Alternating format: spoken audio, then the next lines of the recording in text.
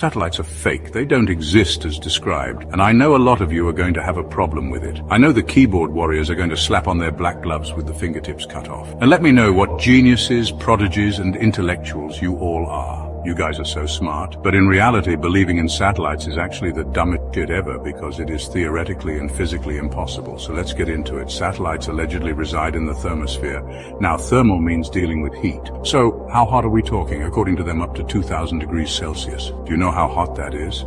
As hot as a blast furnace. Now, the melting points of the materials used in satellites, which are aluminum, titanium, and gold, are all well below 2,000 degrees Celsius. So those satellites would be literal balls of flame. This is how they'd look. We're supposed to believe that there are over 10,000 satellites in space, hurtling over 17,000 miles an hour and over 25,000 pieces of space junk. Well, where are they? Somehow in all those feeds we're given in those CGI portions of the Earth, we can never see one of these tin cans hurtling through space. And why can't you find one genuine photo of a satellite in space? Probably for the same reason you can't find one photo of Antarctica from space either. And you know our beloved internet? Almost all of it is propagated through undersea fiber optic cables. This is how they do it. You can look it up for yourself. Oh, but what about satellite phones? We get perfect service everywhere because it's beamed from outer space, right? You know damn well the moment you're out of your city, your service starts to decline. All your mobile technologies are ground-based. So you've got cell towers, those sea cables, base stations, and so on.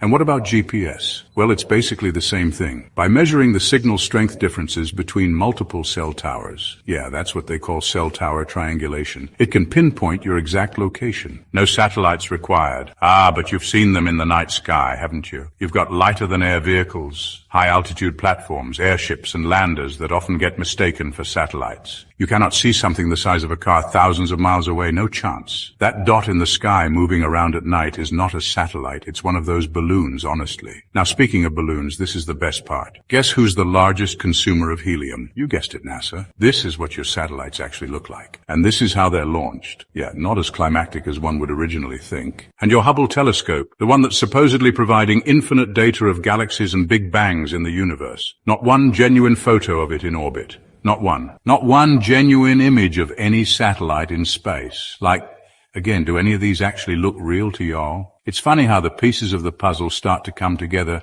when you learn that satellites were first predicted in 1945 by Arthur C. Clarke, a Freemason science fiction writer and even co-creator of the film A Space Odyssey. If you know, you know. And not long after, science fiction became science fact. With new eyes to see, it becomes clear. There are no actual images of satellites, no actual footage, just CGI and photoshopped images, that's all. There are no rocket tin cans orbiting a ball Earth. They're suspended within our terrestrial plane beneath the firmament. And they've been beating the divinity out of us with pseudoscience, propaganda, and spiritual delineation, and you people just eat that shit up. Your beloved satellites that you defend till death with absolutely no proof. No genuine photos of the Earth. And honestly, you don't mind them not existing. Just like your children's cartoons are designed to dumb them down, you accept cartoon images as real life. Just admit it. You believe in bullshit. Now, we were all taught it, but the question is, are you okay with that? All you have to do is look at the evidence, think critically, turn off the television, and understand it is all controlled. Like, we're just going to act like the United Nations doesn't have this in one of their buildings. And you compare that to their logo, the International Maritime Organization, International Civil Aviation, the World Health Organization. How obvious does it have to get, guys?